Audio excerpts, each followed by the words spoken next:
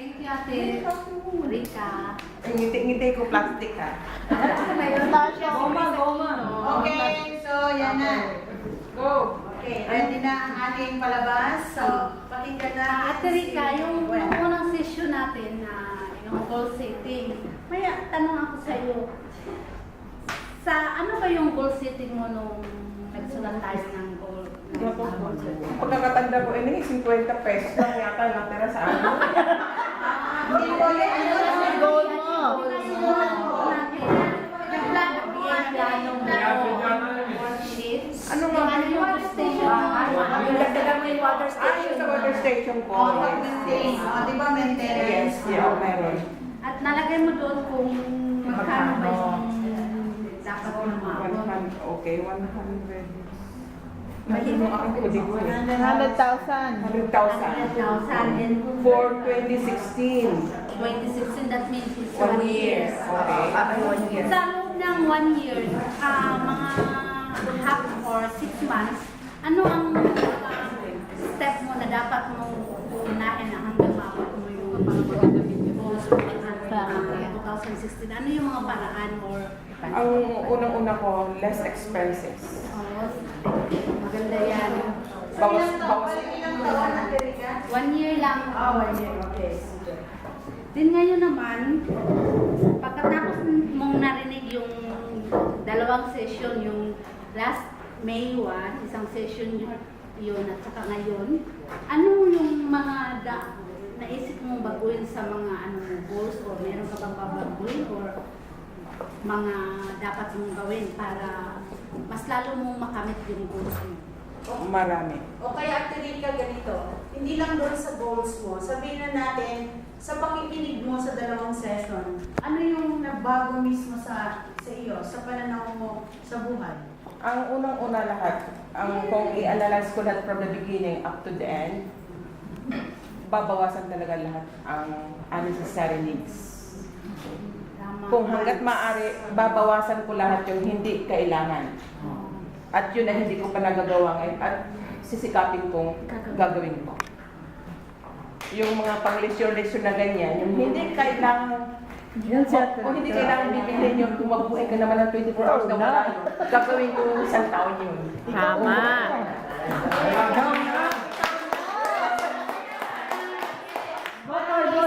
Card, please. Para masabi natin yun ang Harap sa camera. ano yung parang kailangan mo talagang gawin para madali mo siyang Para madali kong makamtan yun, una sa lahat, higpit ng sinturon. yun. Huwag yung masisinungaling, hindi higpitan lang. Pero Sinturong kabate. yung goals mo 1 year Rika, di ba? Yes. Kung halimbawa kung merong balakid na darating sa that long way 1 year, May mga pagsubok sa oo. buhay. Ano ang mga, siguro meron kang nakahandang, ano yung dapat mo naiisip mong gawin kung kunyari may balakid na darating? Kasi di ba, to start with, 100,000 ang aking aim. Diyan sa'yo. 100,000 ang aking nakalaan doon. Yung 100,000 na yun, pipilitin ko dahil sa una ko nga magbabawas ako ng expenses. Aalisin ko yung unnecessary items. Doon ko kukunin sa 100,000 for emergency na gagawa ko ng paraan nun. Mayroon akong time frame. Ate, harap-harap. Halimbawa, magagawa ko yun na magbawas ako ng 10% in 3 months. Doon sa 100% na itatabi ko doon para sa emergency, gagawin ko yun. Wala na po. Harap-harap. Harap sa camera, ate. Check out. Hi, hi. Mag-hi ka. Hi! Sana naman okay sa'yo kung pakinggan natin ang sabihin ng iba tungkol sa iyo. Yes. I'm open. Sa lahat, ano yung masasabi niyo sa material? May kaibigan ko pa yung buhay. Maganda Smart decision coming low. Ano yung masasabi mo kung bakit nasabi mo smart yung ano niya? Pwede paki-share. Pakisabi. Yung totoo, wala, to be serious, totoong-totoo yung naramdaman ko. Una sa lahat, wala akong ibubuga sa kinalaman yung in terms of diploma. In terms of diploma, wala akong ipagmamalaki sa inyo, wala akong natakot. Kasi,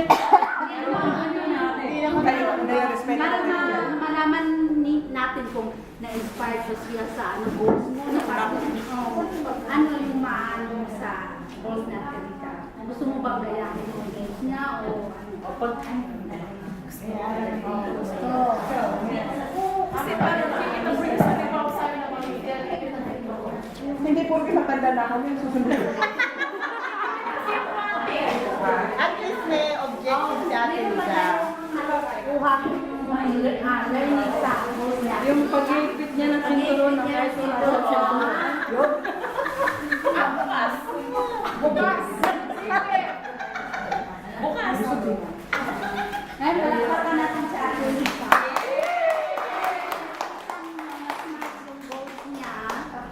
At saka sana, gawin natin inspirasyon. At saka yung mga pagkukunan natin dito.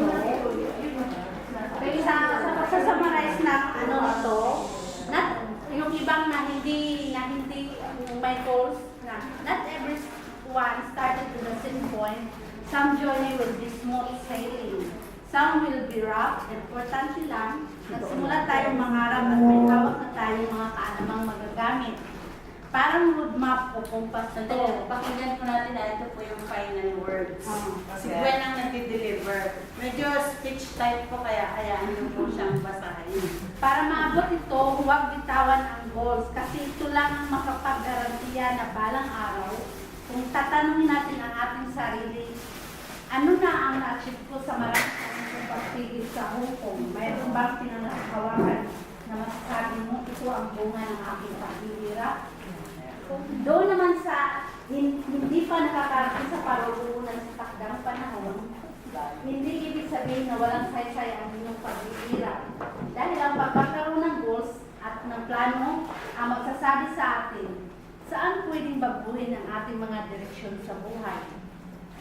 Kung para patuloy lang magsusumikap at huwag padaig sa kawalan ng pag-asa, tungkol naman sa samahang ating nabuli sa araw na ito, simula pa lang ito, pag-uwi ninyo, halos may katiyakan may sasalot sa inyo doon, ang card.